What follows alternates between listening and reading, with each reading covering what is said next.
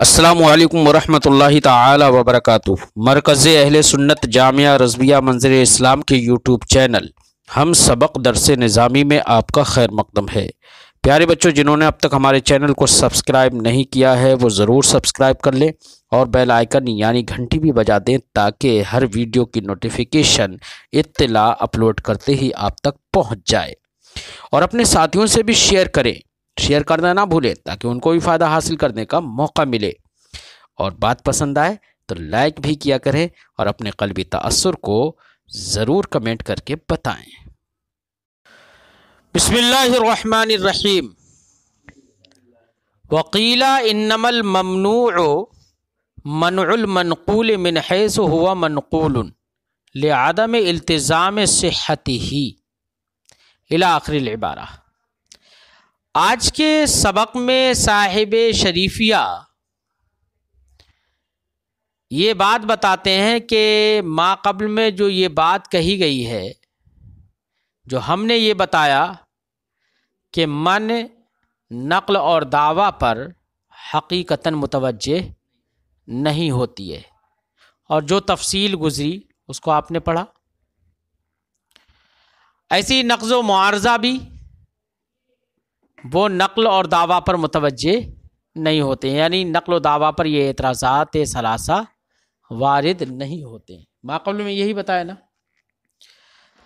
فرماتے ہیں کہ لیکن یہاں پر ایک بات اور بھی کہی گئی ہے، وہ یہ بات کہی گئی ہے کہ دیکھیے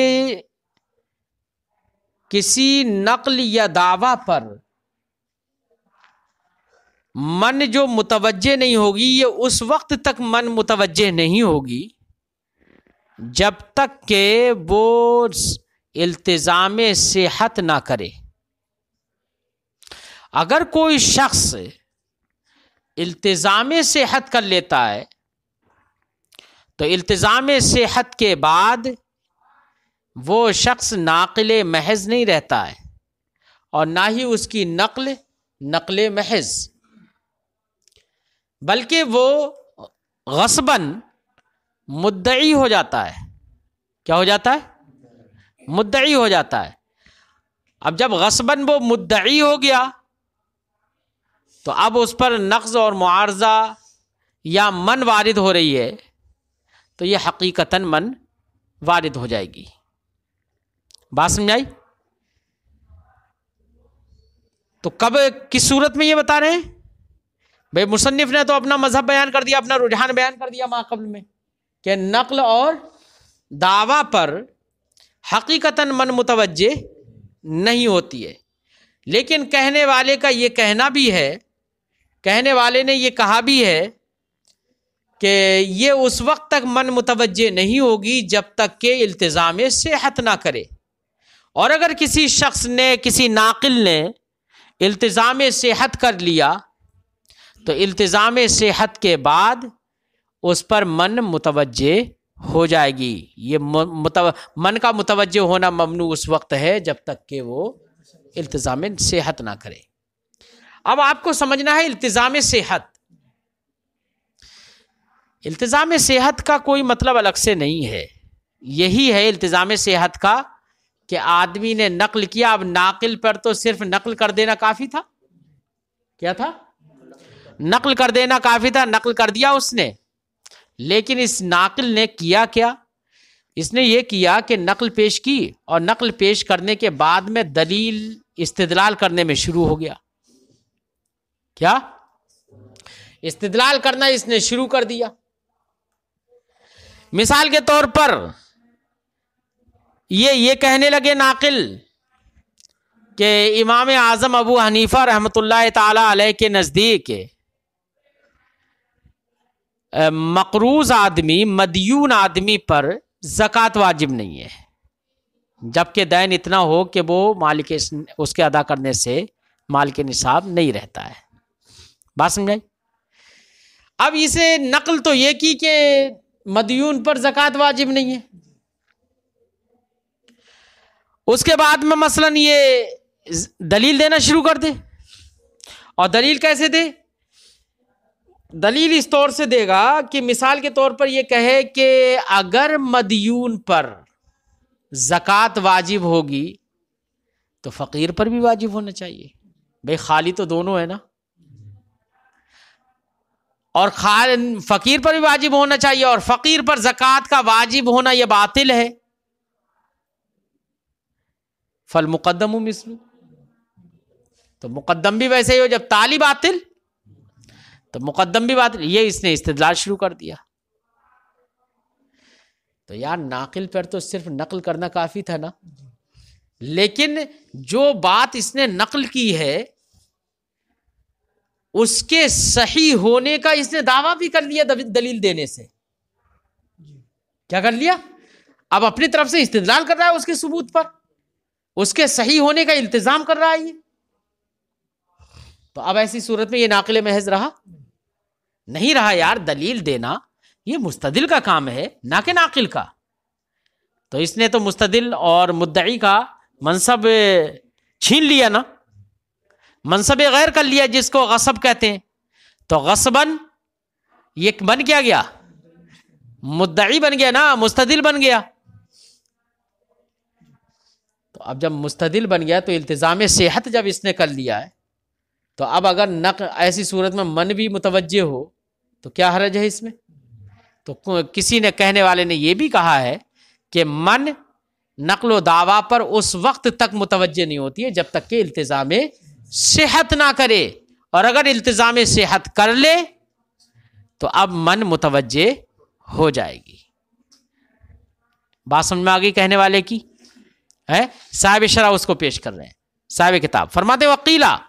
اور ایک بات یہ بھی کہی گئی ہے کہ انما الممنوع منع المنقول, ممنوع جو ہے وہ منقول من حیث ہوا منقول کو منع کرنا ہے.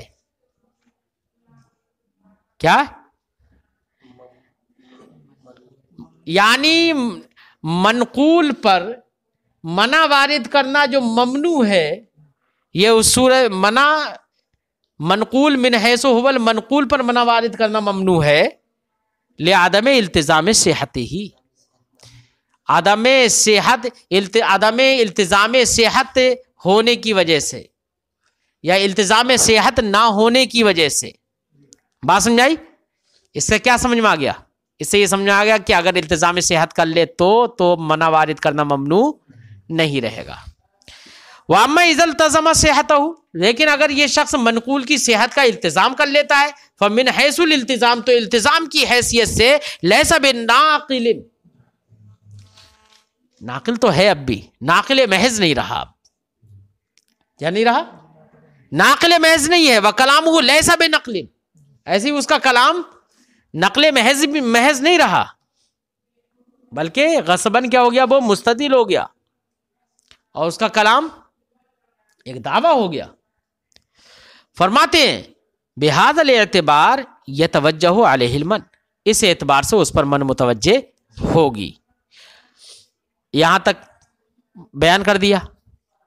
اب صاحب شرح مصنف کا ایک حاشیہ نقل کرتے ہیں. یہاں پر مصنف نے حاشیہ میں کیا کہا ہے اس تعلق سے, تو فرماتے ہیں قال قدس سرہ فیما نقل عنہ, مصنف قدس سرہ نے اپنے منقول حاشیہ میں, جو ان سے منقول ہے حاشیہ, اس میں کہا ہے.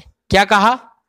انت خبیر, اے پڑھنے والے تو جانتا ہے کیا, بأن هذا القول منه يدل على أن تفسير المقدمة بما يتوقف عليه صحة الدليل غير مسلم عنده. تم کلام. مصنف نے اپنے حاشیے میں کہا ہے پڑھنے والے تم یہ جانتے ہو کہ جو شخص یہ کہہ رہا ہے کہ التزام صحت جب تک نہیں ہے اس وقت تک نقل پر منع وارد ہونا, منع متوجہ نہیں ہوگی, لیکن التزام صحت اگر کر لیا ہے تو التزام صحت کے بعد ایسی منقول پر بھی من متوجہ ہو جائے گی, ہے نا. تو صاحب کتاب نے اپنے حاشیے میں ایک بات یہ کہی. اس بات کو سمجھنے کے لیے, حاشیے کی بات کو سمجھنے کے لیے میری تھوڑی گفتگو سنو, غور کرو پہلے من کی تعریف پر. من کسے کہتے ہیں؟ طلب الدلیل علی مقدمۃ, یہی تو ہے نا, علی مقدمۃ معینہ. تو من کی تعریف ہے کہ دلیل کے مقدمے معینہ پر دلیل طلب کرنا. تو من کے ورود کے لیے کیا چاہیے؟ پہلے دلیل چاہیے، اس دلیل کا مقدمہ چاہیے جس مقدمے پر من ہوتی ہے نا؟ تبھی تو ہے نا من حقیقتاً. اور جہاں پر دلیل ہی نہ ہو تو مقدمہ کہاں سے ہوگا؟ جب مقدمہ ہی نہیں ہوگا تو من حقیقتاً وارد ہوگی نہیں ہوگی نا. یہ بات ذہن میں رکھنا ہے. اب دوسری بات یہ ذہن میں رکھو کہ ناقل نے جو نقل کیا ہے، مثال کے طور پر اس نے یہی نقل کر لی بات کہ امام اعظم ابو حنیفہ رضی اللہ تعالیٰ عنہ نے فرمایا ہے کہ مدیون پر زکوٰۃ واجب نہیں ہے. مدیون پر زکوٰۃ، مجھے یہ بتاؤ کیا یہ دلیل ہے؟ کیا یہ دلیل ہے؟ ارے یہ دلیل نہیں، یہ تو بعد میں اپنی طرف سے دلیل پیش کر رہا ہے. کیونکہ اگر مدیون پر زکوٰۃ واجب ہوگی تو فقیر پر بھی واجب ہوگی، اور فقیر پر زکوٰۃ کا واجب ہونا یہ باطل ہے، لہذا مدیون پر بھی زکوٰۃ کا واجب ہونا. یہ استدلال تو اس نے اپنی طرف سے کیا ہے نا. اب استدلال اس نے اپنی طرف سے کیا ہے، التزام صحت تو کر لیا اس نے، لیکن مجھے یہ بتاؤ منقول جو ہے وہ کوئی دلیل تو ہے نہیں. ارے جس کو اس نے نقل کیا ہے وہ کوئی دلیل ہے. التزام تو اس نے بعد میں اپنی دلیل سے کیا، وہ الگ بات ہے، لیکن بعد التزام وہ منقول دلیل تو نہیں بن گیا نا، یا بن گیا دلیل؟ منقول دلیل اب بھی نہیں ہے. اور من کس پہ وارد ہوتی ہے؟ حقیقتاً دلیل پر وارد ہوتی ہے. تو یا تو یہ کہنے والا یہ کہے کہ مقدمے کی تفسیر ہی بدل دے. کیا بدل دے؟ کیونکہ من وارد ہوتی ہے مقدمے پر، اور مقدمہ ہوتا ہے جزء دلیل. تو یا تو مقدمے کی تعریف ہی بدل دے کہ مقدمہ، جیسے عام طور سے تو یہ ہوتا ہے کہ مقدمہ جزء دلیل ہوتا ہے، اس کے لہذا من کے لیے دلیل چاہیے تاکہ مقدمہ ہو اس کا. اور اس نے جب یہ منقول بعد التزام صحت، اس پر من متوجہ ہو جائے گی. اس کا مطلب یہ ہے کہ بعد التزام صحت منقول کو اس نے گویا کہ مقدمہ مان لیا، کیونکہ من تو وارد ہوتی ہے مقدمے پر، اور تو بعد التزام صحت اس نے منقول کو کیا مان لیا؟ کیا وہ حقیقت؟ اور مقدمہ کیا ہوتا ہے؟ جزء دلیل. کیا وہ منقول بعد التزام صحت جزء دلیل ہے؟ نہیں ہے نا. اس کا مطلب یہ ہے کہ مقدمے کی تعریف اس کے نزدیک وہ نہیں ہے جو کی گئی ہے ما یتوقف علیہ صحت الدلیل ہے، بلکہ اس نے مقدمے کی تعریف ہی بدل لی ہے کہ من تو وارد ہوتی ہے مقدمے پر، اور اس کے نزدیک مقدمہ وہ نہیں ہے ما یتوقف علیہ صحت الدلیل، کیونکہ وہ تو جزء دلیل ہوتا ہے. اور یہ کہہ رہا ہے کہ التزام صحت کے بعد بھی اس پر من وارد ہو جا رہی ہے. اس کا مطلب اس کے نزدیک وہ مقدمہ تو ہو گیا نہ منقول، لیکن ما یتوقف علیہ صحت الدلیل اب بھی نہیں بنا ہے. اس کا مطلب اس کے نزدیک مقدمے کی تعریف وہ نہیں ہے جو کہ ہم نے ذکر کی ہے، اس کے نزدیک مقدمے کی تعریف الگ ہے. یہ تو کہنا پڑے گا نا. یہ مصنف نے حاشیے میں کہا ہے.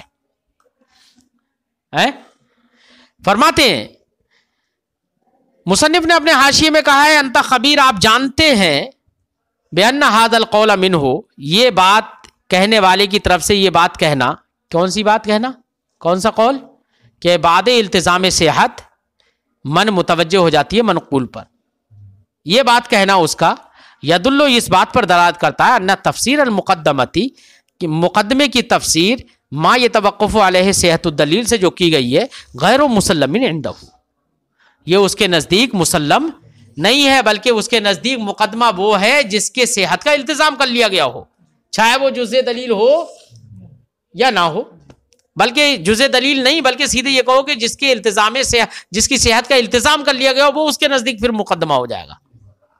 ہے اس کے نزدیک وہ مقدمہ نہیں رہے گا، کیونکہ حقیقتاً اس نے کہہ دیا کہ من متوجہ ہو جائے گی منقول پر بھی، اور منقول مقدمہ تو ہے نہیں اس معنی کا جو ہم نے ذکر کیا ما یتوقف علیہ صحت الدلیل کے معنی میں، کیونکہ صحت دلیل تو اب بھی اس پر موقوف نہیں ہے، وہ اس حیثیت سے تھوڑی یہ منقول. بات سمجھائی؟ اس کا مطلب اس نے مقدمے کی تفسیر وہ نہ مان کر اس نے اپنی الگ کی. کیا کی مقدمے کی تفسیر؟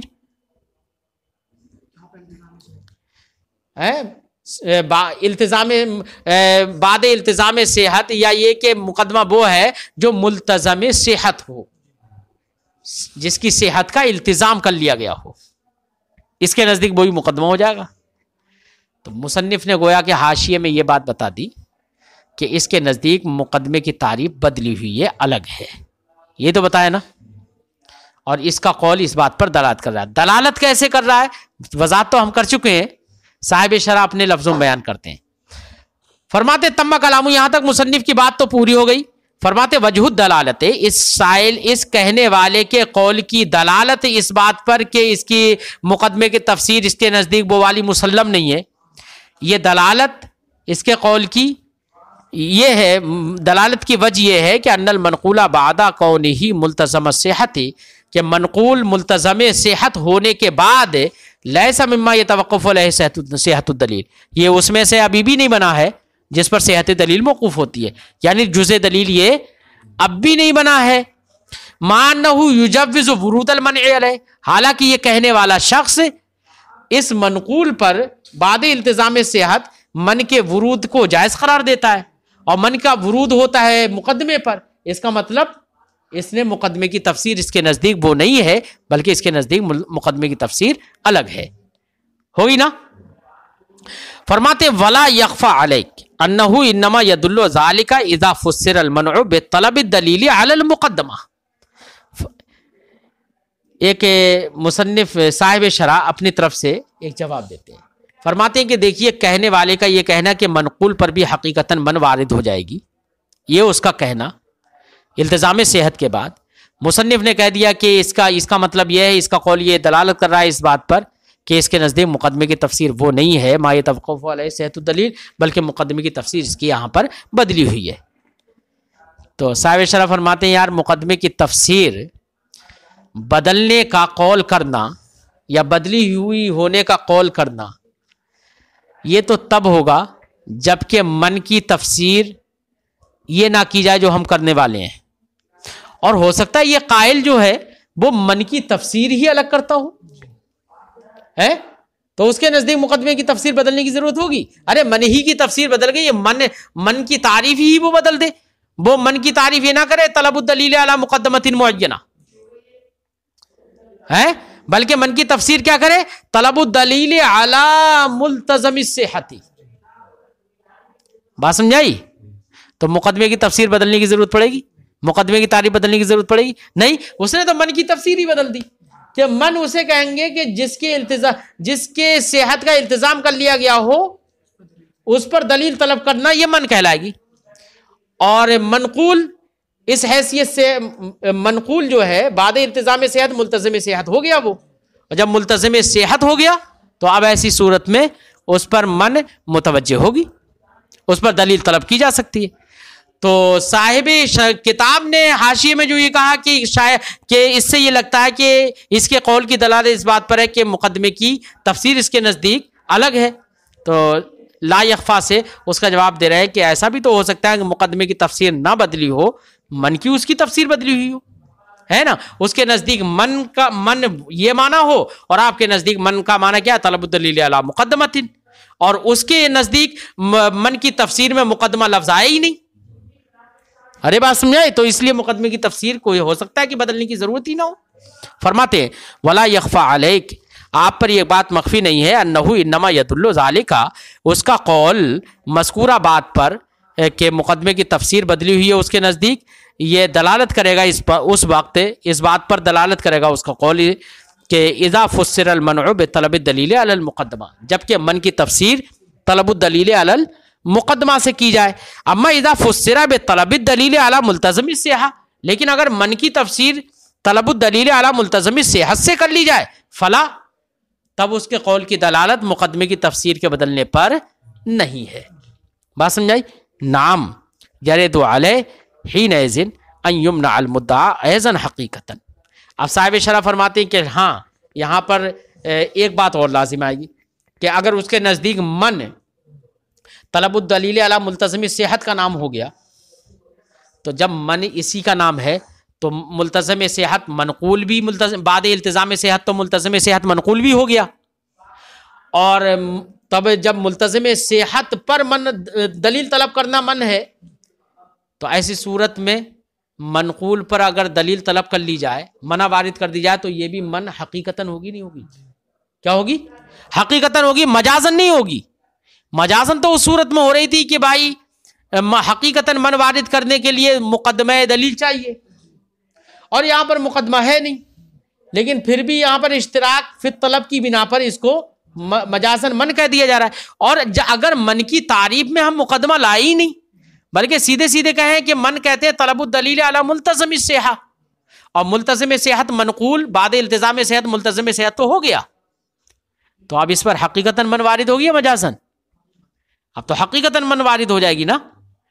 حالانکہ ما قبل میں مصنف نے یہ بات بیان کی ہے کہ منقول پر حقیقتاً من وارد نہیں ہوتی ہے، مجازن اس کو من کہا جاتا ہے۔